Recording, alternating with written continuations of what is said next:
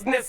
Thanks for coming out tonight. I wrote me a manual, a step-by-step booklet for you to get. Oh, I make money move. You can't see me, my time is now. What up, guys? Welcome back to the Fitness Times Business Podcast, the show created to provide you with the practical and strategic advice to help you level up in fitness, business, your career, your relationships, and your life. My name is Joseph Mencel. I am your host, and I have a special guest for you guys in this episode, the man, the myth, the legend, the one and only Jamie Skippen. Thanks for having me on the show, bro. Hey, man. Welcome. Or I should say welcome back, because you and I have known each other for a very long time. Been a while, bro. You've been a part of MJ and TMJ over the years for, on and off multiple times. We'll get into that in a second. Yeah. Man, you are... I'm going to let you kind of give your own elevator pitch, but just a little bit of an introduction to the listeners and the viewers who perhaps don't know who you are or are being introduced to you for the very first time. You have more probably supplement industry experience than pretty much anyone I know, apart from myself. I was going to say, besides yourself, I've been around for a while. I mean, you've worked in supplement retail. You run your own supplement brand now. You've worked for a lot of different companies on and off over the years. Man, there's a lot to unpack, and there's a lot within your personal story and your personal journey thus far that I think we're going to extract a whole bunch of value out for the listeners and the viewers, those who are interested in the supplement side of the fitness industry, and then those who aren't, right? Those who just listen for general inspiration and motivation. But for the listeners and the viewers who are meeting you for the very first time, little elevator pitch. Who is Jamie Skippen? Where have you come from? Where are you now? And how did this all kind of come together? If I go back to the very start, I think I've been involved in the fitness industry probably a bit over 10 years now, because I don't even know if you know this. Will Giles and myself used to run our own online supplement company back before I did MuscleWorks, which was called Elite Performance Supplements. So I've even been around the sup industry longer than I actually remembered. So we used to compete against each other. Yeah, I know. My first show was against you back in 2014. Yeah, both in bodybuilding and in business. Yeah. There you go. Yeah. How old are you, real quick? 28 now, bro. Yeah, I was going to say. I thought veteran of this industry now. Well, but I say that, but you first started working in the industry when you were like 17, 18, right? So my first taste for it, and like I've been lucky, like to an extent, like obviously you earn the opportunities you get, but I have been very lucky to work with the people that I have over the past 11 years. So, but yeah, my first taste in the, I guess, fitness industry was probably about when I was like 17, 18 years old. Back then, I obviously didn't know what a fitness show was, so we just used to get nice and lean for festivals and shred for stereos. Exactly, man. Back that in was the good where days, it was at. It was. So, but yeah, I think I got first job in the fitness industry, like actually working in a retail store when I was 19 years old. So that was down at MuscleWorks at Glenelg. Yeah. And it was a supplement retail store. So that was my first taste of working in a retail store, and obviously I got to meet a lot of different reps and I guess understand and see how the industry, I guess, worked. Like obviously it's changed a bit over the last 11 years, but it is still the same kind of like pillar things. Like you've got your different reps going around doing the same things. The grassroots stuff is and still there. The brands haven't changed a whole hell of a lot. Like the good brands haven't changed anyway. So, I got into the supplement industry when I was about like properly into it when I was 19, I guess. Met a lot of people through that. Then competed in quite a few shows, and again, lucky enough to go and compete at the Arnold Classic over in Melbourne. So I've met a lot of people in the industry through competing, through working in different retail chains, stores. And then obviously I came and worked for you guys in 2015.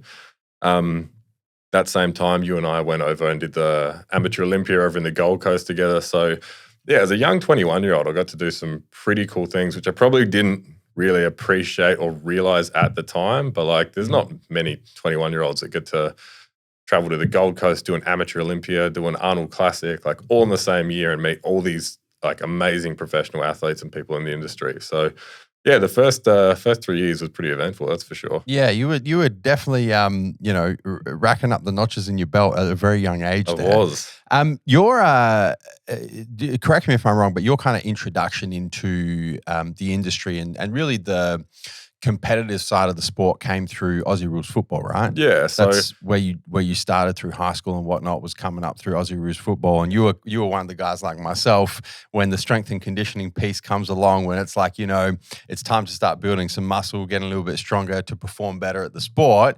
And you have the two camps, right? You have the people who just hate being in the weights room and just want to get on the field or the court or whatever and just play the sport, and they just loathe the strength and conditioning. And then you have the bros like yourself and myself, where we're like, ooh, weights. Yeah, I've always loved the training side of it, man. And like I said, I was pretty handy at footy growing up being a junior. I played for Sturt, which is obviously an elite level SANFL club over here. Yeah. I just decided one year, I was like, all right, if you want to do this properly, you need to obviously start getting a bit stronger in some movements, like get fitter. So back in the day when it was fitness first, they used to do a deal where if you went to high school, I think it was high school or something like that, you could go into the gym and train for free over the school holidays between certain hours. So I think it was between like 8 and 11 or something like that. So I'd get up in the morning, head to fitness first, go and train there. I had no idea about nutrition or anything like that, but I knew I needed to get stronger. So that's kind of where the whole bodybuilding thing started. Yeah, 100%. And then you've come in, you're working in the industry, you're competing. You and I competed against each other in men's physique in 2014. 14 and then 15 twice. So we've done 14, a few shows together. Yeah, and then 15. And then you started working for MJ's as our Seaford store manager. I did in 2015 there as well. So that was my first manager job. So I guess that was the first taste of I guess a leadership kind of role. Like you run the store, you've got a casual, like you need to set the standard for what is going to be like represented at this store. Like, and that's something that I guess falls on any manager or anyone in any leadership position. So growing up, like playing footy and stuff, I was never in the leadership group or anything like that. So, because I think it's just something that you obviously do develop over time. And then now where I'm at now, as a 28-year-old running my own company, like I do need to be the one that sets the standard of what I expect everyone else to do. So whether that's in business, whether that's in like your personal life, relationship, that's one quote that I really do like, because there's so many different like variables that it can be applied to. So so I hold myself quite accountable from a leadership point of view. And that's what I attribute that to. Where that started was like you guys giving me that manager gig in that store 7 years ago. So yeah, 100%, man. And it was a bunch of years ago now, but I do remember you being a very good manager at that particular store. And that store was a new store for us in 2015. We opened it in December 2015, and it took off like a rocket, which had a lot to do with your management of the store. Yeah. So you did a really good job. At this point, what is this? This is like 7. So you're 21, 22. Your entire life, right, is tied up in everything revolved around bodybuilding. Right? You're competing in bodybuilding. You're doing well competing in bodybuilding as well. You mentioned you went to the Amateur Olympia. You're doing well at the state shows, the national shows, competing at the Arnold. You're a manager at a retail supplement store now. Everything in Jamie's life is coming together. And then I put a bit too much weight in my bench press one day. Yeah. You know, the funny thing about that was that we were supposed to train chest that Monday as well. And I was like, I'll go on and do a bit of light pressing before I go and train with Joe. So it was a poor call on my point. Yeah, I remember, man. It was because I remember it was late one night and Saturday night, yeah. And we have within the Massive Joe's business, we have a group chat, a group Facebook chat, and everyone in the company's in it. It's kind of like our team, we call it team chat, right? And I remember it was late Saturday night, because usually Saturday night nothing happens in the team chat. It's busy during the week. The weekends it calms down. Saturday night, and Jamie's popped a message in the team chat and said, "Hey guys, I think I've torn my pec. What do I do?" Something like that. Yeah, it was something along. And I saw the message and I was like, "Fuck!" I had two thoughts initially, right? My first thought was, "Oh shit!" Like, if Jamie's torn his pec, like this is a big fucking deal, right? Because of everything that was, everything was happening for you at that point in time, and like, right? But everything was attached to bodybuilding, right? So my first thought was, "Oh fuck!" Like, I hope Jamie hasn't torn his pec. This is a big fucking deal. And then my second thought was, if he thinks he's torn his pec, he's probably torn his pec. Well, I can't remember who wrote it in the chat, and they were like, how do you know you tore your pec? Like, you would have felt it. And then I think you wrote that, and I was like, no, I felt like the fibers, like, I felt like the muscle Velcro fucking unripping. Yeah. That's that's a torn pec. So you and you did a really good job, man. Like I did. I don't do things by halves. You tore your pec right through the middle of the muscle. You actually tore the bicep on the same side as well. Yeah. So obviously the side that I tore it on, it dropped. Like the weight pretty much hit the floor. So like there was a small tear in my bicep, but they weren't concerned enough with that to want to like do surgery on it. So I think it was only like a grade 1 or 2 tear. So it wasn't at the worst end of it, but the pec was, I did a good job of that. That's for sure. So, yeah, and like I still drove home from the gym, like tore my pec, like walked in the change rooms, took my shirt off, kind of felt around. I was like, is it torn? Like obviously I've never torn a muscle before. So at that point I'd never been injured in football. I'd never hurt myself doing absolutely anything. So yeah, and like you said, like everything was kind of like business was going well, training was going well. I decided that I wanted to do bodybuilding, not men's physique anymore. Like I was 114 kilos at 21. Like everything was like going like smoothly, like everything felt like it was just clicking exactly how it should be. So, and I probably did feel kind of invincible at some point. Like, and I knew that as well. Like I told people, I was like, I've never done an injury. I've never done this. I've never done this. So I probably jinxed myself a little bit from that point. So, it was a reality check. That's for sure. Yeah, 100%. 2 questions that I want to take a deep dive into around this, this serious injury, because Unfortunately, I've been there in person when people have done serious injuries, pec tears in particular, and I still have nightmares about the ones that I've witnessed in person. It is a absolutely horrific injury. Visually? To anybody, but particularly, competitive physique-based athletes. Like it's one of the worst injuries that you can do as a physique-based athlete.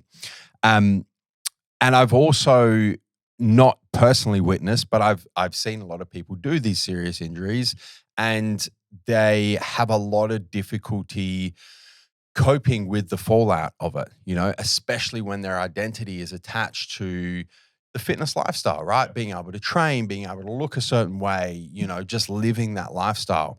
So I got a couple questions for you with regards to this serious injury. The first one is, how did you deal with your identity being so attached to that lifestyle, and then through the injury, effectively having the identity ripped away?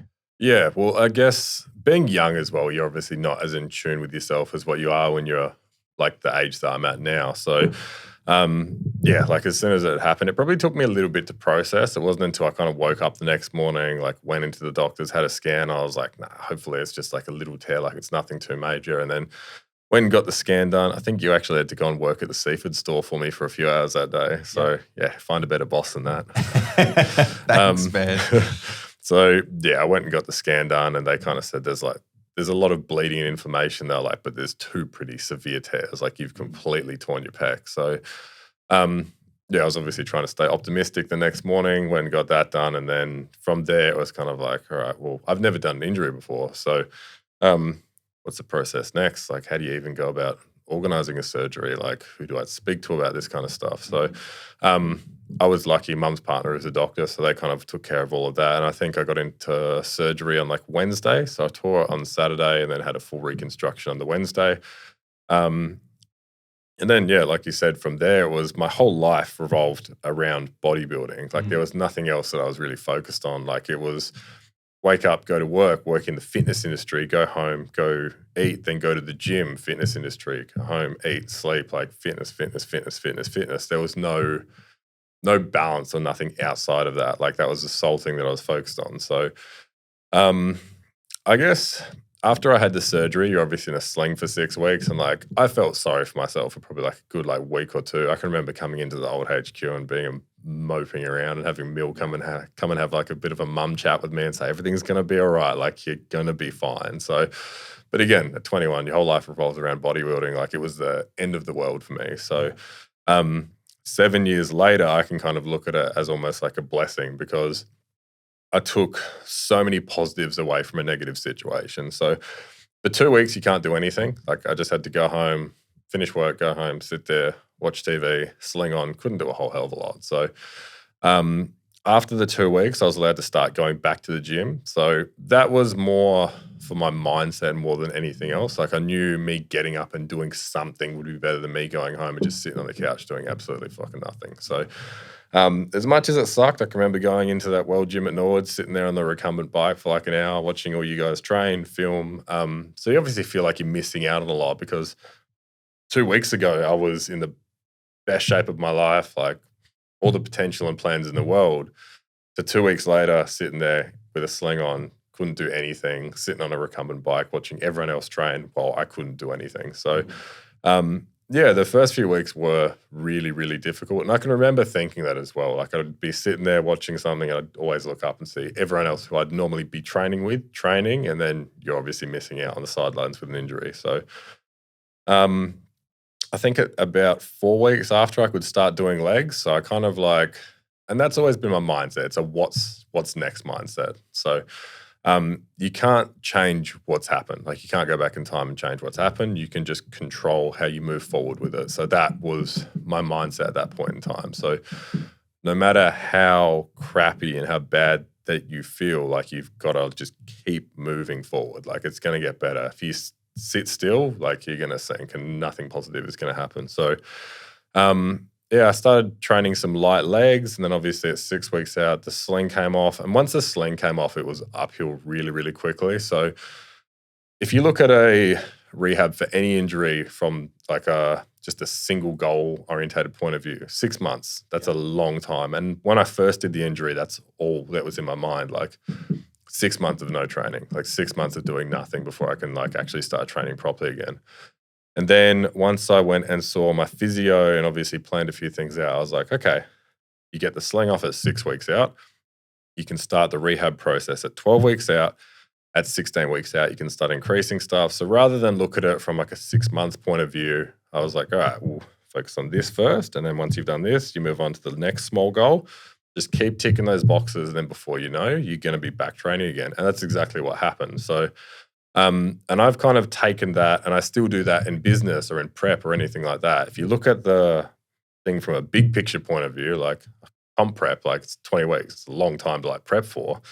Versus if you break it down into like, all right, the next 4 weeks are going to look like this. The next 4 weeks after that are going to look like this. Then you might have 2 weeks that look like this. Like it's going to be a lot more productive, and you just can focus on ticking those small boxes rather than just one big box. So it's the old how do you eat an elephant question, isn't it? You know, if you get so caught up with thinking about how big the elephant is and going, man, like how am I ever going to conquer this? It's too big. I don't even know where to start. I don't know what the journey or the path is going to look like. And you can kind of get yourself in a mindset where, because it's so overwhelming, you don't even start. You're like, I'm never going to get there. It's never going to happen. What's the point of even starting? Versus, well, how do you eat an elephant? One bite at a time. Yeah, so exactly. You just start, right? You take a bite here, and then, all right, cool, let's focus on the next bite. And then let's focus on the next bite. And it's almost like, you know, sometimes when you zoom out and you look at the big goal, it can be a little bit too overwhelming. Yeah, very daunting. And you almost have to go zoom in, super focus. What can I do right now? Yeah.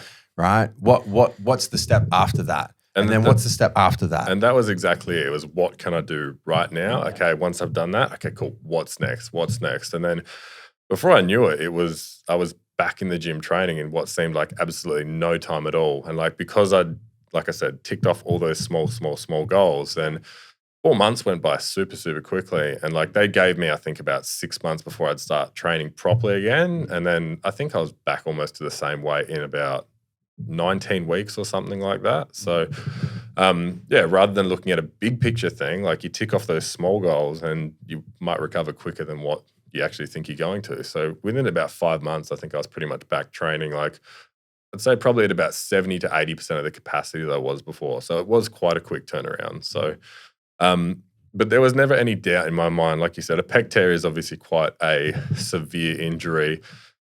And I probably stopped watching as many bodybuilding training videos while I was recovering. And that's when I started, I guess, learning who Kobe was and a lot more about his mindset and his mentality towards everything. So, and then learned about Kobe's Achilles tear and how he rehabbed and came back from that. So even now, like I've got very much a mindset, and it's something I ask myself in the gym all the time. And in prep, it's what would Kobe do kind of thing. So that's where I guess that originated from. So, yeah, it was probably good for me to take a step back. Like I said, like there was that identity of like, okay, you've built yourself up as Jamie, like the bodybuilder, or Jamie in the fitness industry. Like, what do you want to be known for? Like right now, you're known for your physique, not anything outside of the gym. Like what kind of legacy do you want to leave behind? What kind of person do you want to be known as? So I did take a lot of positives out of quite a negative situation. Yeah, and I think, it's the only way to be, Jamie. Things are very rarely going to go to plan.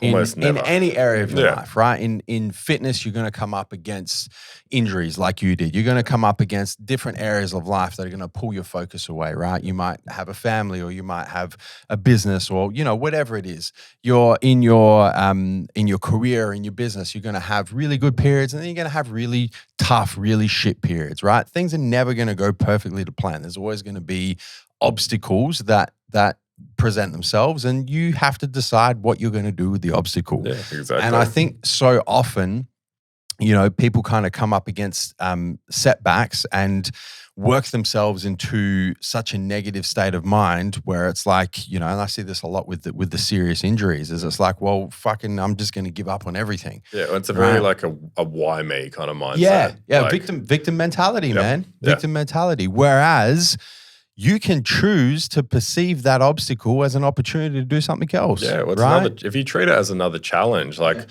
bodybuilding, competing, all those things, that's a challenge, all right? Like I've never done an injury before. I've got to have surgery and rehab this. Like, okay, this is a new challenge. So, well, not even through that, but, confronting any challenge, what skills can I develop by confronting this new challenge that I've never had to deal with before? Exactly. Right? And with you, when first time you've ever done a serious injury, right? What skills can I develop through this rehab process? Yeah, exactly.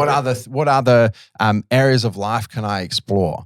And so much of that now you can look back on it, right? Almost 10 years later, and you can go, well, with what you're doing with vice versa, your supplement company at the moment, is you can go, well, you know what? There's that Kobe inspiration that helped me through that rehab. Well, I've carried that right through to being a part of my supplement company now. Yeah. Well, and it all kind of ties together, right? All of these different, the way that you kind of work through these challenges, the way that you kind of work through these obstacles becomes the fabric of who you develop as a person. Exactly. Like I said to you last week when we were talking, obviously we've had some manufacturing issues with one of our products, and it would be easy for me to just be like, no, this is too hard. Like, this is shit. Like, I've like spent like this amount of money, and now we've got like this many products that like we've got this issue with.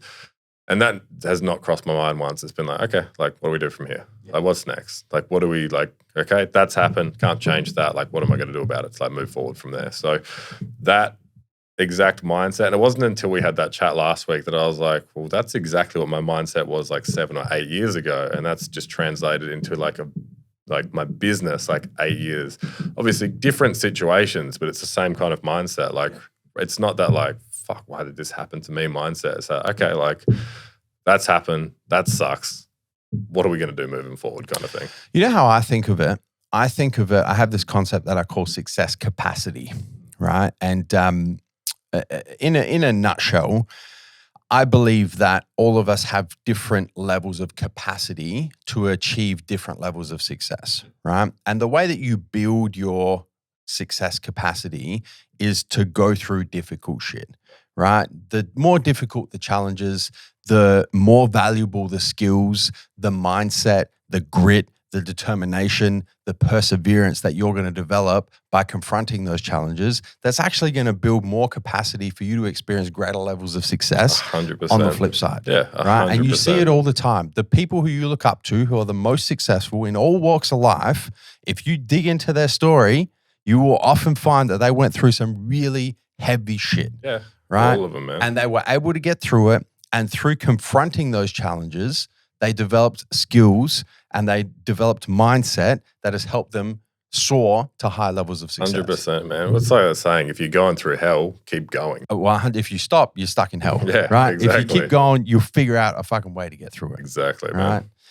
So we go from your injury to the next big part of Jamie's story, and that was you up until this point, right? Born and raised in Adelaide, South Australia. Born in New South Wales. Oh, I fucked that up. Lived most of your life in Adelaide, South Australia. There you go. I learned something new. I didn't realize you were born in New South Wales. Yeah. When did you move to Adelaide? I think when I was about 5. Okay. So I spent like a good majority. Born in New South Wales, raised in Adelaide, South Australia.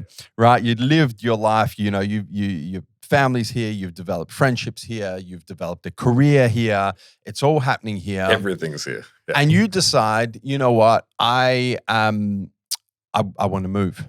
I want to move to a different city. I want to, I guess this kind of ties into the rehab process of your pec. And you're kind of like, you know what, I want a little bit of a fresh start here. An opportunity came up at the time as well because you were working at MJ's. We had announced that we were going to open our first store in Melbourne, in Coburg, and you kind of put your hand up and you were like, okay, everything's kind of aligning here. I'm going to put my hand up. I'm going to move to Melbourne and I'm going to run that store. It's funny because there's no specific point where I can remember like something just clicking me being like, I could do that. It was literally like you announced the store was running. I think you did it at I think we had a team dinner or something like that. Yeah. And then as soon as you announced it, something clicked and I was like, I could do that. Mm.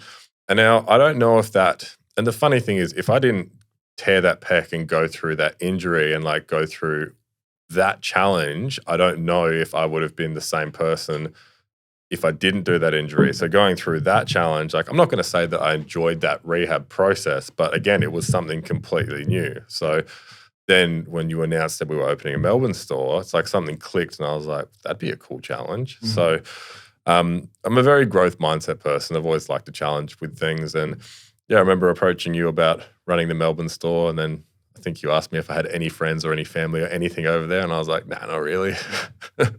So, but yeah, then I sat down with you and Leah and we kind of like put the wheels in motion. You guys made sure that I was set up properly over there and like I had somewhere to live over there. Like I had everything sorted, what my plan was. Like I can remember Mill asking if I needed help moving anything over there that we could put it in the truck and ship it over for me. So like you guys were awesome from that point of view. So like very, very supportive. So yeah, I think it was probably, I'm not sure what month it was. I reckon it was the day after the grand final or 2 days after the 2016 grand final was when I moved over there. So yeah, well, we opened that store in October. Yeah. 2016. Yeah. So the timing works. Yeah. No, don't worry, I can remember because I was out on the Saturday of the grand final. I went out with 2 mates and watched the Bulldogs Sydney grand final. You're a Sydney fan, aren't you? Yes. Sorry for bringing that up. It's all good, man.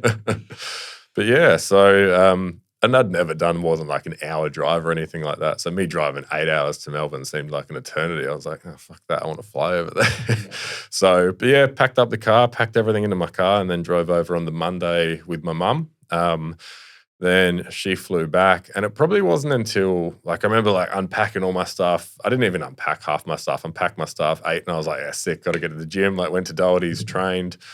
And it wasn't until I really got back that night that I was like, holy shit, like you live here now. Live here. Like you don't live in Adelaide anymore. Like this is home now kind of thing. So so that was obviously exciting and new and that presented a fair few challenges and things along the way. Obviously, I've gone from running a very successful store here to opening not just a new store, but a new store in a massive, massive city as well. So that was, I guess, the first time I'd gone through the challenges of like, it's almost like opening a new business essentially because like what you guys have built here is such a big, well-known brand versus Melbourne is such a huge, huge market. It was almost you've gone from like starting like here in South Australia to like you're back down here. Start at the bottom. Exactly. Yeah. So, and like obviously there were some slow days in store as well, which you try not to let get to you, but they do. Like if you're only having like 2 or 3 people come in during the day, you almost feel like it's on you for like the store not doing well. So there were those challenges there. Obviously, I was still getting my physique back and like everything still revolved around bodybuilding at that point. But I had a new appreciation for training as well. I had a new city to explore with all these unreal gyms, like made plenty of friends over there as well. So like everything was going really, really good over there at the start. And then I went to the Gold Coast with a partner of mine. So spent New Year's up there, came back, and the people that I was living with kind of sprung on me like, oh yeah, we've got to be out in like two or 3 days or something like that. So everything, same kind of thing. Everything goes from like everything's clicking really, really well. Everything's flowing smoothly to like that, like what do you do now kind of thing. So yeah, that was another one of those sink or swim situations. Obviously, I've gone through a couple of those previously that year, so it didn't really faze me that much. It was never in my mind to come back to Adelaide. Like I didn't want to fail. I didn't want to let you guys down. It was always in my head to make it work over there. So yeah, that's exactly what I did. Pulled some strings. Might have slept out the back of the store for a couple of days in a blow-up mattress. You've got a funny story. I want you to tell the story because I think that it does kind of demonstrate, the level of grit that you had developed up to that point in your life. Yeah. But I do just want to disclaim this, is that I heard this story for the first time last week, right? I did not know that this happened. And when you guys hear the story, you'll be like, oh, shit, really? And tell the story, Jamie. I still owe you a week of rent as well. Tell the story. No, long story short, like I said, I came back from the Gold Coast, like everything moving smoothly. Like I think I decided that I wanted to compete that next year. So training was good. Like I was loving living in Melbourne. Like everything was like moving smoothly. And then came back to Melbourne and the 2 girls that I was living with had decided to move back home. So they'd broken the lease and they'd found someone to move into the house and they wanted to move in ASAP. So I had 2 days to find somewhere to live. So, and this is the downside to not knowing any family or friends or anything like that in Melbourne. Like, where do you go? What do you do kind of thing. So obviously with 2 days, I couldn't do a whole hell of a lot. So one of my mates let me sleep on their couch for about 4 weeks. And then his housemate was like, no, like this is enough. Like he's been here for 4 weeks. Like can't keep doing this kind of thing, which was fair enough. You can't sleep on someone's couch for the rest of your life. And yeah, that day, so I packed everything in my car, put everything in my car, called a few people, looked at some houses online. Like I'd never had my own rental or anything at that point, so I had no idea how to go about doing that. And yeah, I think it got to like 5 or 6 p.m. I'd trained, I'd got something to eat. I was like, what am I going to do? Like, so I had a blow-up mattress in the car. We had a car park out the back of the Coburg store. So pushed the clicker, drove out the back of the Coburg store, like opened the store from the back, pumped up the blow-up mattress, unplugged the exit sign so I didn't have any light or anything. And I think there was probably like 3 or 4 nights where I like slept out the back of the store on the blow-up mattress. Probably the cleanest the store's ever looked because I had so much time to kill. But yeah, woke up in the morning at like 6:30. Like obviously there's no shower in the store or anything. So I was like, well, if you got all this time, like the gym's 5 minutes down the road. So went to the gym, trained in the morning, did some cardio, like had a shower at the gym, then drove back to the store, parked out the front of the store, unlocked the store at like, I think it was like 10 to 10 or quarter to 10 or something like that. Walked in, the store was clean because it was spotless because I had all that time to clean it from the day before. So just made it as if like I was rocking up to work first thing in the morning and probably did that for 3 or 4 days. And then eventually, like I said, found somewhere to move into and found somewhere to live. But yeah, there was a few days there where, sleeping out the back of the store, just making it work. So, had you given me a call, Jamie, I would have taken care of that for you. But I guess it's that mindset around. I put myself in this situation. I'm gonna figure out how to get out of it. That's exactly what it was. It was like you put yourself in this situation, you can pull yourself out of the situation. Like you decided to move over here. Like you got yourself in this situation. Like you're gonna make it work. So there was never. And I think that says a lot about, I guess, where my mindset was. There wasn't even 1% in my mindset that was like, fuck, this is too hard. Like, maybe you should go back to Adelaide. It was like, all right, I'm going to make this work. Like, if I got to sleep in my car, if I got to sleep out the back of the store, if I got to do this, like, I'm going to make it work. So, made it work. So 100%. I think, at this point as well, on the back of the rehab from the injury, on the back of confronting the fear really of kind of moving to a city where you don't know anybody, you kind of have no fallback plan. There is really no safety net there, or no safety net that you feel like you can access or want to access. It's a very sink or swim situation. Yeah, 100%. I think what you're doing here is you're actually building a bunch of forward momentum when it comes to, I can do anything. Yeah, and right? that's exactly what my mindset was. Like, especially after going through that injury, like moving to a new state, like, and that's obviously, and it's the same in business. You're always going to have your days where like everything that just goes wrong does go wrong, and you do second guess yourself, but it's never anything more than like one bad day. So yeah, that was my whole mindset towards it. Like you gotta, all right, you gotta move forward. Like exactly like you said, like gaining that momentum, because it does translate into every other aspect of life as well. So yeah, I had to make it work, and I did. You did. And then the next part of your story here, Jamie, is you decide, you know what, I'm going to move again. This is when you turn into Gypsy Jamie. It is. Moving all around. I tried to talk you into opening a Sydney store. You did. But you met a partner, a new partner who lived in Sydney, or just outside of Sydney in New South Wales. And, you decided, well, I think I might move. I might move for this person at the time. Pack up what had been at the time a couple of years. Was it a couple of years in Melbourne by that time? I think it was almost about 2 years. It was 1 year. No, I think it was just over a year in Melbourne. So I've been there a while. Yeah. But you'd done a great job at the Massive Joe's Coburg store. Kind of got it off its feet. It was at a point where it was trading really well. We built a nice little community there, and you were like, you know what, I'm gonna go and try this. I'm gonna move to just outside of Sydney. I'm going to start my own business, which was a personal training business at the time, which really was your first taste into your own business, because up until that point, you'd worked at different retail supplement stores and you'd been with Massive Joe's for, 2 or 3 years by that point, across 2 different states, a couple of different stores. Talk to me a little bit about that period. Well, that's the thing. Like when it comes to moving states never bothered me. Like I'd be able to train in a gym, I'd meet people. Like that was never something that fazed me too much. But when it comes to obviously like the financial side of things, like working in a sub store is like, it's a good job, but it's not an overly hard job. Like you've got your list of things to do. You got to tick this, tick this, tick this. Like, it's not an overly strenuous job. And you've got that safety net of like, you're going to get a paycheck every single fortnight.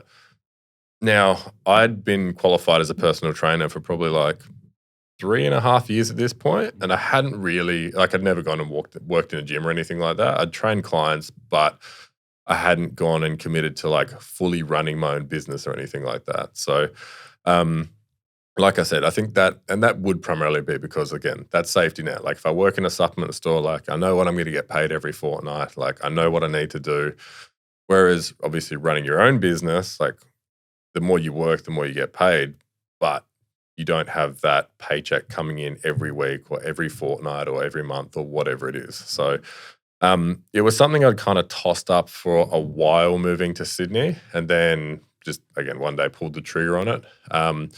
Moved up there and started working at Anytime Fitness. So I was lucky enough to start working in the office, because then, again, in the back of my mind, there was just that like, no, I need something consistent coming in. So as confident as I was in myself at the time, there was that still underlying, like, you need like a consistent paycheck coming in. Like that was still stressing me out. And obviously going and working in, I wouldn't say a new industry, but it is a completely new line of work. Like it is something very foreign and new to you as well. So, yeah, I started working at Anytime, then I started PTing there. Obviously, when you start out as a personal trainer, you're not going to have a heap of clients or anything like that. You kind of got to build everything. Like, and I didn't really know anyone in Sydney. Like I said, I was born in Sydney, but like I didn't have any mates there or anything like that. So, fresh start again after a year, like new job, new industry, like new business owners. Obviously, we'd been mates for quite a few years. So even though you do own the company, like it was like I'm working for one of my mates kind of thing. Whereas you go and work for a company where you don't know anyone, and it's daunting, like going into a completely different workplace and, like I said, essentially new industry. So it probably took me about 2 or 3 months to probably get the hang of what I was doing. And then once I got more confident in what I was doing, started to learn all the members, like started to make friends there, like got a bit more comfortable there. That really, really did start flowing from there. And then it's one of those self-confidence things. Like when I went there, obviously I had that fitness and bodybuilding background but I wasn't that confident in what I was charging for sessions. I didn't know what to charge for sessions. And I probably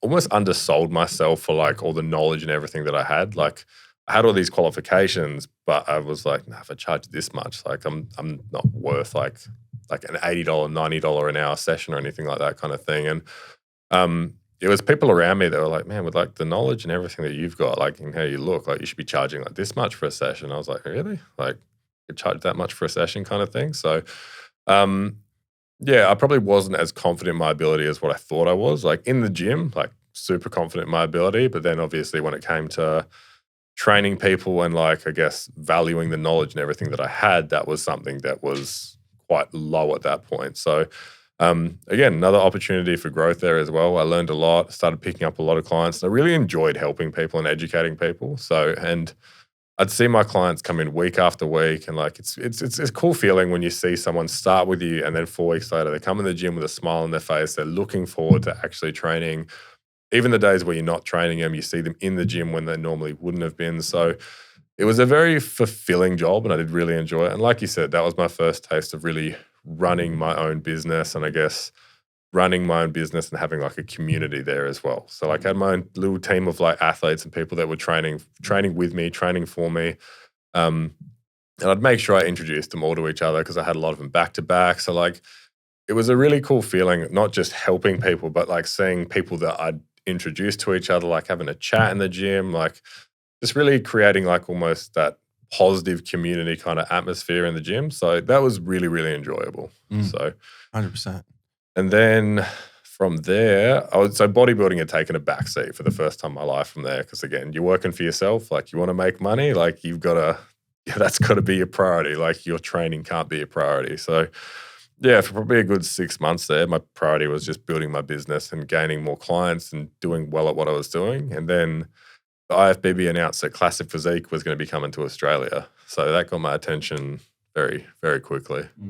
So yeah, from there, decided that I was going to do Classic Physique. As I'd always done, had no off season or anything like that. I was just like, yep, sweet, we're 20 weeks out, prep starts now. Let's go. Yep. Yeah. So, yeah, older and wiser now. You need a bit of an improvement season now. But yeah, from there, like got stuck straight back into prep. Like after having all that time off, I think the last time I'd competed was 2015 with you. 15, just before the pec tear. Yep. Yep. So, and then, yeah, the show was the New South Wales State show. Obviously, I've made a lot of friends. I was training in a gym. Like, I had a really good community and around me as well. So that was a really, really enjoyable prep. Body was good. There was no injuries, no niggles, nothing hanging around. Probably got into the best shape still to this day that I've ever been in. And then I guess, again, it's one of those things. You got all these things going right, and I'm starting to notice a bit of a trend here with all these stories. Everything goes right, and then in that peak week, everything just kind of nosedives really, really quickly. So, and then same thing happened at the Arnold's. Like, it looked amazing on the Friday, and then come the Sunday, everything's kind of, I mean, you know what bodybuilding's like. Within a couple of hours, you can go from looking like your absolute best to looking like you're 6 weeks out, and that's exactly what happened. So, yeah, we find ourselves back at that junction again. What's next? Like, what do you do next? And this time, it's probably the first time I hadn't really had a plan or an answer to what's next. Like, pec tear, like, okay, what's next kind of thing. Move through that. Move to Melbourne. Okay, didn't have a place to live. All right, move forward, what's next? And the only time in my life I've never really had a plan or known what to do was after the Arnold's, because I'd put everything into that prep. Then you wake up the next day after the show and what do you do? Like, what's next kind of thing. So, yeah, I was probably treading water for a little bit there. Moved from Sydney to Queensland. So we've made our way all the way up Australian coast now. So, and yeah, I was there for about 6 months. And that didn't quite work out how I wanted it to. And then I can't remember how we got back in contact. I was down here for something, and then you and Leah put to me, well, you need someone to run the Massive Joe's Donut store. And I sat on that for a few days, and I was like, you know what, why not? So then made my way back down here to run yet again another Massive Joe's store in 2018. So, and there's something to be said here as well that kind of ties, I guess it kind of ties into business a little bit now, because with your supplement company that we'll get to in a second with Vice Versa, now we carry your supplements in our retail stores and online. As soon as I made the brand, I sent you them through. You're like, all right, send me an order as soon as you're done. So. Right, and we, we so often see employees leave companies on bad terms. right? Or burn bridges, so to speak, right? And it's kind of like, you know what? At the end of that relationship, that's it. You never talk again. You never do anything again. And that's where that's the line in the sand. But you left us originally when you moved from Melbourne to Sydney, right? And then you've come back into the company. You've moved back to Adelaide to manage another one of our retail stores here, Massive Joe's Durnan Court, which is our flagship retail store. And then you leave again and you go back to Melbourne at that point, just before COVID. We won't get into that because that was, in hindsight, not the best place to be during lockdowns. But you were there, and then so you've left us again to kind of, move and you actually went and worked with direct competitors, right, at the time. And now you've kind of started your own supplement company. You've become, and you've come back into, your brand has come back in. You've done a really good job, I guess, of leaving on good terms, every time that you've left. And I think, what's your kind of mindset around that? Because I see a lot of people mess that up. I don't know if it's whether people leave somewhere and there's something disgruntled or they're not happy with, or like I said, like I left on, it wasn't as if I left on bad terms or anything like that. But like when you've got, obviously it would have been, you guys would have rather I stayed and kept working for the company. But when you value someone as a person and I guess their growth as a person in their life more than an employee. And I think that's what it comes down to a lot with you guys as well. Like you were always happy to have me back, but at the same time, like we were like mates as well. Like you want your friends to go and grow. Like, so it's a tough one because like I said, like from a business point of view, like you obviously would rather me stay and like run the store and keep doing my thing. But like as a friend, you want to go see your friends be successful and have these life experiences. And you guys allowed me to do that. So the same thing with the Melbourne thing. Like you didn't have to let me go and take that jump and go and work in the Melbourne store. But again, you want to see someone grow and excel. And that's one thing that, without plugging you guys too much here, that's one thing that Massive Joe's does very well with their employees. It's a lot of room for growth, like a lot of new education. And it's you hold everyone to a high standard here, but you actually care about your employees. It's not like everyone is just number one, employee two, employee three. Not only that, like you said, I have gone and worked for a lot of direct competitors. And I think as I've got a bit older in the industry, like I like learning. So like I think you can learn something from every single person you meet. So every industry and every different person who I went and worked for, I paid attention to how they do business. I'd pay attention to what I liked that they did business wise. I'd pay attention to like what could be improved on business wise. Whether or not I said that to them and they actually took it on board, because a lot of people are very like strong-minded, like they think what they know is best. But same as when I worked for you guys, it was like I really liked some things that we did, and then there was other things that I thought could be done better. And you always took that information on board, and you always took everyone's, I guess, opinion and constructive criticism on board as what we could do better. So I don't buy into bagging a company once you've left them. It's the same as a relationship. Once you leave a relationship, you hear so many people slander their ex-partners and have all these poor things to say about them. But at one point, like in your life, that's exactly what you wanted. So there's no point speaking poorly or negatively of a partner, a previous workplace, like a previous like sporting team that you played at, because at one point you loved doing that. So like I said, I've worked for Muscleworks, Heavyweight, which is no longer a supplement company, Genesis. I've got a few things to say about that, but maybe not on the podcast. Yeah, Genesis made me appreciate how well you do things. I'll just keep it short of that. And then Nutrition Warehouse, which is obviously a massive retail chain as well. And I've got nothing but good things to say about like all of those businesses. Obviously, everyone does things completely differently, but this always did feel like home. Like even when I walk in here now to do the podcast, like walk straight in the door like I'm still an employee at the place. So I think you want to leave, like I said, you want to leave on good terms. But if you hold on to negativity, like it's going to burn inside of you. Like I don't buy into holding on to anything negative, whether it be about a person, a business, anything like that. And like you said, if you burn those bridges and you say things that get back to people, well, you never know. You might go and start your own supplement company. So if I leave on bad terms we have a big falling out, and then in 3 years' time, I hit you up. I'm like, hey, Joe, I've got this new product. Do you want me to send you through a price list? You probably open it and just leave it at that. So, I think you want to stay on good terms with as many people as what you can. But it goes back to that. If you don't have anything nice to say, you probably don't need to say anything at all.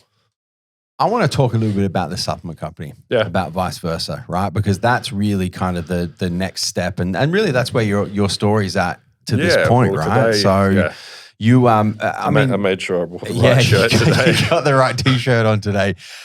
Where did the motivation come from to start your own brand?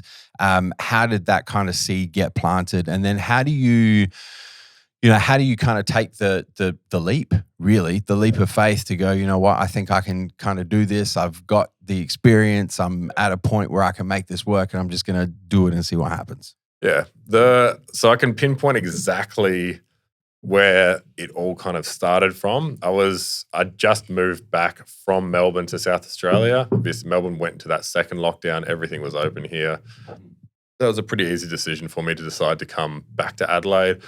So you have to isolate for 2 weeks. I was stuck in isolation. You spend a lot of time on social media on your phone. I came across the brand HD Muscle. So I really liked everything they did product-wise. I was a big fan of their formulas and everything like that. I ordered a few of their products, tried them, was pretty keen on being an athlete for the brand. That ended up working out, so I became an Australian athlete for the brand, was promoting their products. I really liked what they were doing, but same thing. I liked what they were doing, but there was a lot of things where I was like, I'd do this differently. And then they approached me about being the distributor for the brand in Australia, and I was like, never thought about doing that before. Like, that'd be cool. Like, I do have all this industry experience. Like, I know a lot of companies. I know a lot of people in the industry. Like, I could make this work kind of thing. And then I got talking to someone one day, and they were like, why don't you do your own brand? And like, instantly I was like, nah, I was like that. Like, I don't even know where to start for that. But that conversation stuck with me. So, and I was talking to Josh, who is my other business partner with Vice Versa, and kind of like said that, like, I think it might have been him who I was talking to, and he said that why don't you do your own brand kind of thing? And I was like, oh, man, I wouldn't know where to start. I don't have any contacts. I wouldn't know who to talk to about starting my own brand, getting samples made, anything like that. Here it is again. How do you eat an elephant? You see how these things tie together, Jeremy? Yeah. This is a 100%. life experience now, Yeah. right?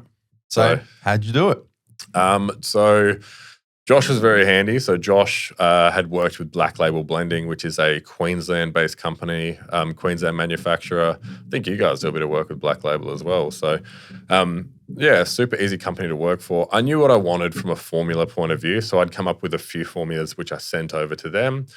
And it's one of those things, you don't hear back from these companies because they work with these massive, massive companies. We're a startup company. So didn't hear a whole hell of a lot back for the first probably about 4 or 5 weeks. Then got a message one day saying that, like, here's your tracking number, your samples are in the mail kind of thing. And I was like, oh, shit, that was quick.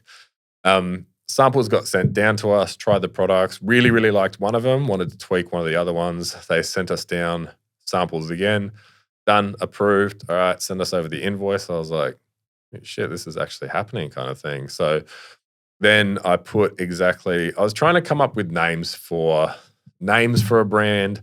I was trying to come up with like designs for a brand, like colors, like everything like that. And like, there was so many things I liked, but nothing felt right. Now, I'm a big Miami Heat fan, and I really, really liked their jersey from a few years ago. I remember sitting there watching a game. I was like, that jersey is sick. It was a City Edition jersey. I was like, pink and blue, like, looks sick. I was like, that'd look cool on a tub. I was like, that would look cool on a tub. Sent my graphic designer a photo of the Miami jersey. I was like, okay, like, this is what I want. Like, this is the name of the pre-workout. I was like, I want some Grand Theft Auto inspired like stuff in the background. I want an infinity stone in the front of it. Like, all the things that I like being a 28-year-old child. Sent me back the design. I was like, that's exactly what I had in mind. So it's cool that I've got something in front of me that is like everything that has come out of that, out of my head is now on the label for that product. So, and it was still a learning process. I was like, all right, cool. I've got the graphics. I've got the samples made. Like, what do I do now?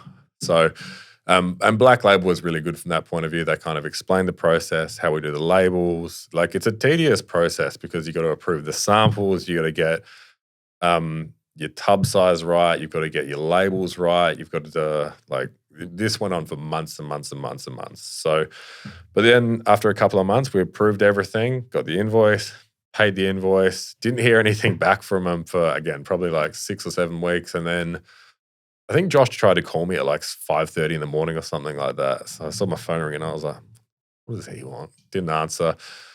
Checked my phone when I woke up and I was like, hey, bro, tubs are ready. I was like, what do you mean the tubs are ready? He's like, yeah, bro, tubs are ready. Messaged me at 2 o'clock later that day. He's like, yeah, bro, I've got them all here. So like after not hearing anything for like all that time and even seeing it in a photo, it doesn't feel real. It wasn't until he actually sent me down tubs that I opened it. I was like, holy shit, like this is my brand. Like I did this kind of thing. So yeah, it was a surreal feeling. Like I said, you go, all that planning and everything goes into it. And then it's not until you physically got it in your hands that it's like, shit. Like I went from like doing promos when I was 17 in gyms, handing out samples to like, I've got my own brand now. This is my own product. Yeah. My So own brand. it's cool how everything goes, I guess, comes full circle. And like the feedback on the products has been really, really good. Like I didn't want to make a bodybuilding brand. I wanted to make a brand that anyone from any walk of life could use, whether they do CrossFit, play football, play badminton, like do MMA, anything like that. I wanted a product or 2 products that anyone from any walk of life could use and you'd feel good in the gym doing it. So, yeah, feedback's been awesome so far. Flavors have been awesome so far. Like what we touched on before, not everything always goes smooth sailing when it comes to running a business. But again, it's that learning process. And when something goes wrong, I've had all these other things that I've dealt with in life before and learned from them. So now something goes wrong and what I've learned and done here, I'll put into my business and life now. So it's never like that whole, fuck, why has this happened to me kind of thing. It's okay, that's happened. Like, what do we do next? Like, how do we move forward from this? I think one of the themes that the listeners and the viewers have probably identified as we've kind of gone through your story and we've kind of taken deep dives into the little, the highlights and the lowlights and whatnot, is that you have developed and you are continuing to develop a pretty fierce growth mindset, right? The way that you approach confronting challenges as opportunities to develop skills and get better. The way that you confront big projects, eating elephants, breaking them down into smaller pieces and just going, okay, well, let me just figure out what's next. And then I'll take the next step. And then I don't need to look at the whole thing all at once. I can zoom out and appreciate the magnitude of the project, but then I can zoom in and just focus on taking the next bite and then taking the next bite. The way that you think about other people's success not coming out of your pocket, right? Is that there is an infinite amount of success. Exactly. And everybody can have as much as they want. And, you know, your success is not coming out of my pocket. I don't have to lose for you to win. Yeah, exactly. The way that you look at setbacks as setups for the next phase of your life or the next part of your journey or the next project that you can pursue. And the way that you continuously, you mentioned it a few times as we've been going through your story, the way that you always look at different ways to learn, you know, whether you're working for different companies and you're figuring out, you know, how they do things. Can it be done better? Is this the best way I've seen it done? You know, the way that you're always kind of searching for ways to improve your skill set, to improve as a person and continuing to kind of level up. I think that, you know, you have developed quite a fierce growth mindset. And as part of that, you continue to develop a growth mindset. It's always moving forward. That's what it's always going to be. Well, that's it, man. And it's pretty cool to see, to go through as, you know, a 17, 18-year-old and kind of, you know, track through the different elements of your story to get to a point where like everything's kind of tied together in what you're doing now. Yeah, it is. Big time. I just want to, I need to ask this because I know that there's a lot of listeners and viewers who tune into this show who, you know, perhaps they run their own business, perhaps a lot of them are thinking about starting their own business, right? And now when it comes to product-related businesses, you run your own supplement company. Yep. And so the mindset around, let me just take supplements as an example, but this will apply to any product. This could apply to a makeup. This could apply to drink bottles. This could apply to an apparel company, whatever it is, right? I think the misconception is that I've got this idea for a product, right? I'm going to go and formulate the product or design the product or, depending on what the product is. And I'm going to get it in my hands. And then I'm just going to tell people about it and it's going to sell. And then I'm going to have a business. If that was how it worked, I'd have a lot of money in my bank account right now. It's much more difficult, right? Is you've tapped on how difficult the actual product development stage is in terms of with supplements. It's branding, it's labels, it's tubs, it's flavors, it's formulas, it's all this shit just to get to the point where you have a product that you can sell. And then the work starts. Yeah, getting the product in your hand is the easy part in comparison because not only that, like business, especially like supplements, like I was very lucky because obviously had a good relationship with you. There's a few other companies I've had good relationships with. You had industry contacts, right? Like you mentioned all of the different retailers that you've worked with, and you've been working in the industry for 10 years at this point. So you've got the contacts and it's still fucking hard. Yeah, it's difficult, that's for sure. So how do you do it? Obviously, if you're a good person, you've got good contacts, you've like what we touched on. If you've still got good relationships with people, they're going to be more inclined to bring your brand on board. So, but it's a cutthroat industry as well. Like obviously a lot of companies these days make their own product because that's where the most margin is. So why are they going to take a chance on a brand new up and coming product, which someone else has started when they can sell their own product and make 3 times the amount? Like, again, they don't give a shit if you're successful or not. That falls purely down onto your work ethic and what you're going to do. So I think that's something at the start. So Josh and I obviously did all the numbers and worked out how much the tubs were and this and that. And I think we worked out oh, shit, we're sitting on 300K of products if we sell it on our website. Didn't quite sell 300K of products on our website. Would have been nice if we did. But you want to be optimistic, but you also don't want to get too, you want to set realistic goals for yourself as well. Like what you touched on, I've got a lot of contacts in the fitness industry and I really appreciate all the people that have taken the time to jump on the brand, the people on social media that have supported the brand as well, because I think we've got something pretty cool with what we're doing with the brand. The products are completely different to what you see on most shelves. The labels stand out, all the apparel that we've done. It's just something different in the Australian fitness industry. So it's a lot of the stuff that I guess used to get done 10 years ago and you don't see done too much these days post-COVID. It's going and doing samplings in gyms and getting the brand out there. Obviously, social media ads and stuff like that play a big role in it. And I didn't realize how big that was until I started working with Will, who's one of my good mates, who's a media marketer as well. And it's one of those things, you got to spend money to make money, but you got to spend money on the products, you got to spend money on the ads. I run the business myself, so I'm not at the point of having to hire people to run the business. But it's one of those things where it would have been easier for me not to start the business and just kind of sit on that money that I had saved that I put into starting the business. But like we touched on with everything else, it's a sink or swim situation. And I talked to someone about it and they're like, oh, well, worst thing, if it doesn't go well, you don't have to buy pre-workout for the rest of your life. And as funny as that sounds, it's true. All right, your mates are going to support your brand. If this goes to doesn't work out or goes to shit, okay, well, you're set for pre-workout for the rest of your life as well. So, but it's still a learning process. Obviously getting the hardest part has been getting retailers to take on the brand. Like I said, I've had support from you guys. I've had support from people in Adelaide. But it's funny because you're going to have the other way where I've contacted a retailer to stock the brand and they've gone, who else stocks it? And I've been like, well, just Joe right now. And then they go, nah. So, yeah, it goes kind of you get that fixed mindset come back at you, right? Man. Yeah, you do. It's that, I don't want it if he's got it kind of thing. Or if he's selling it, then I'm not going to be able to sell it. So, it's that whole exactly what you touched on.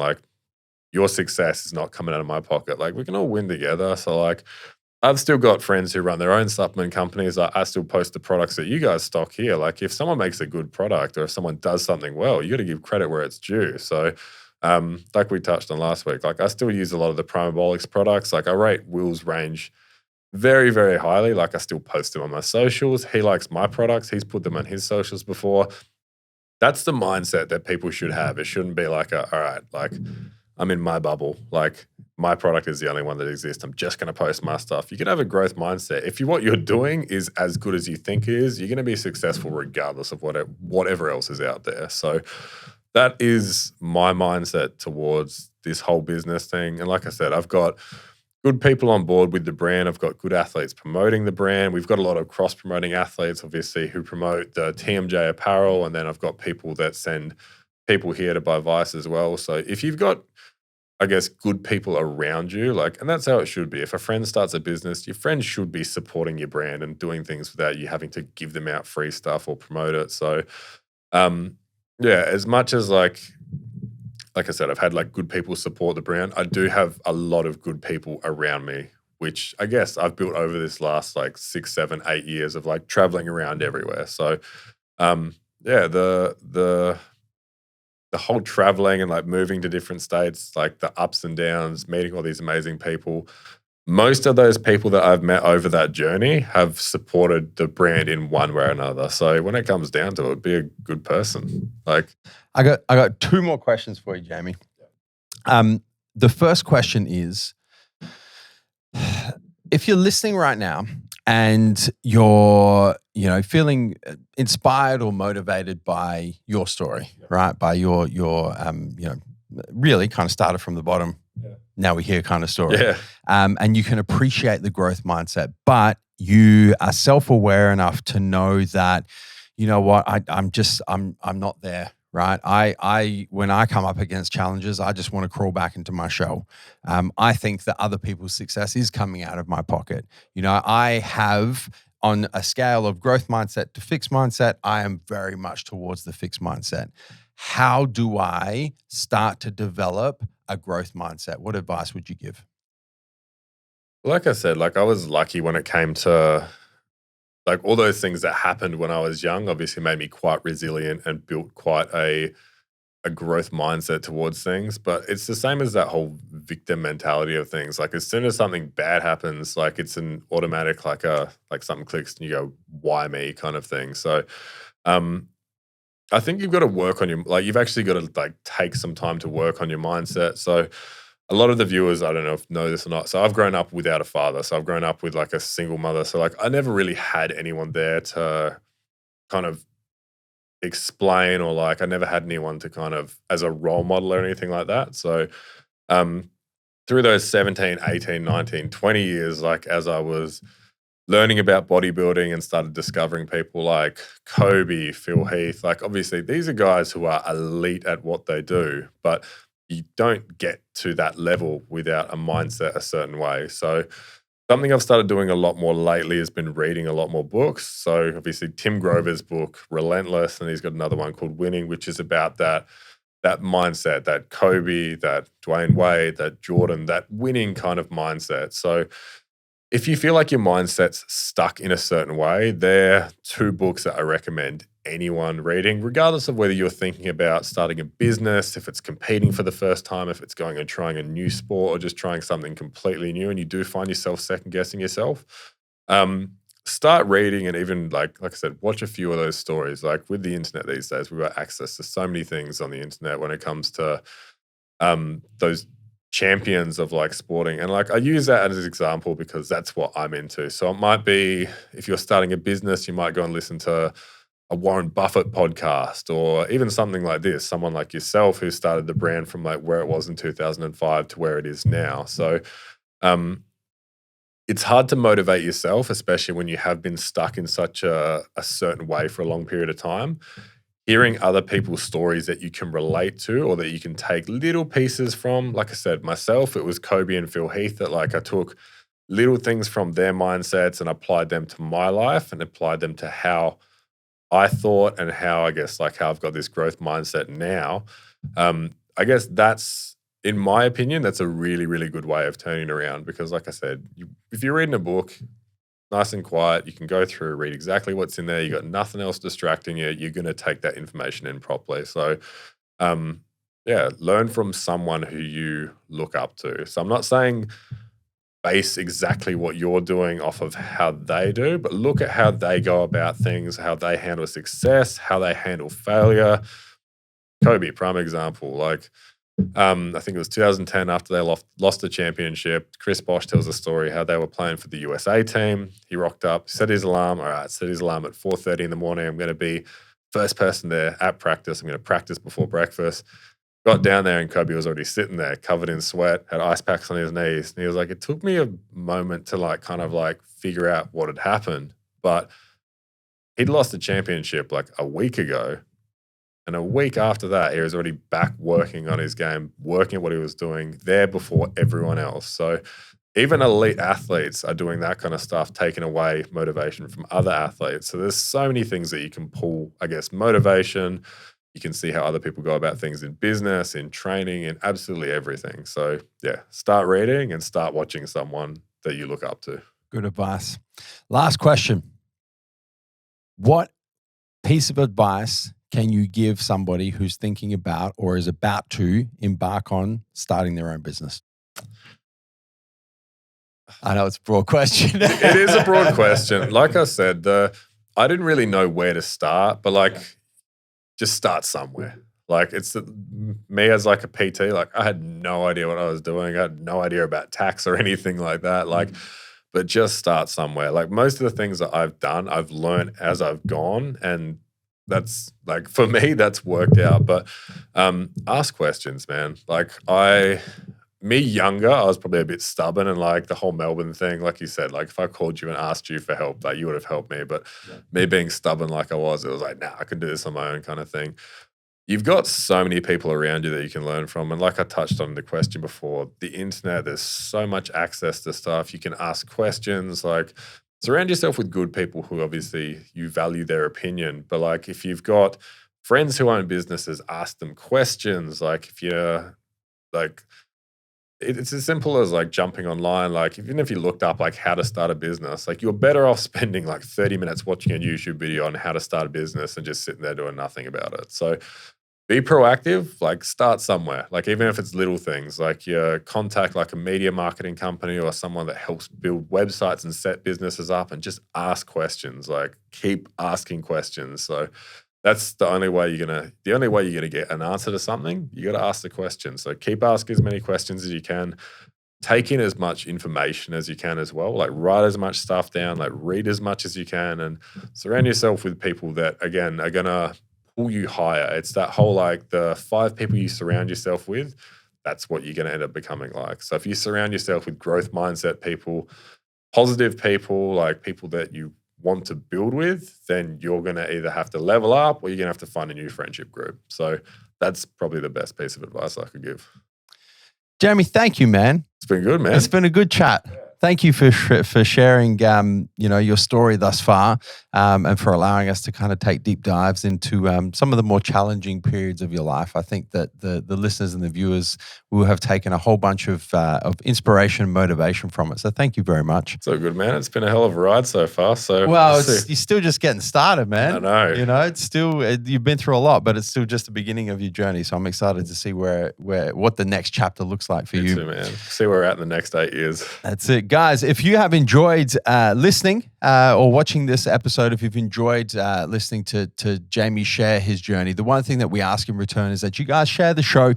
You can share it person to person. You can, tell your friends about it, tell your family about it. One way that we really enjoy seeing it shared is if you guys use Instagram story. If you take a screenshot right now on whatever podcasting platform you are listening on, be it iTunes or Spotify or SoundCloud or whatever, take a screenshot, post it in your Instagram story, tag myself at Joseph Mencel, tag Jamie, Jamie Skippen, straight up, phonetically spelt with 2 P's.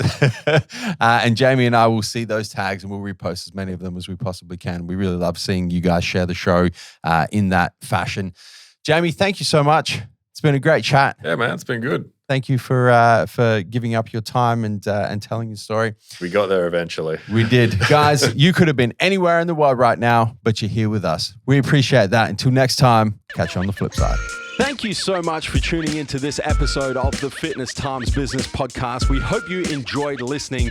Be sure to subscribe on your favorite podcasting platform. And if you enjoyed this episode and took some value from it, make sure you share it with your friends, your family, and your followers. And if you haven't yet, be sure to leave us a 5-star rating.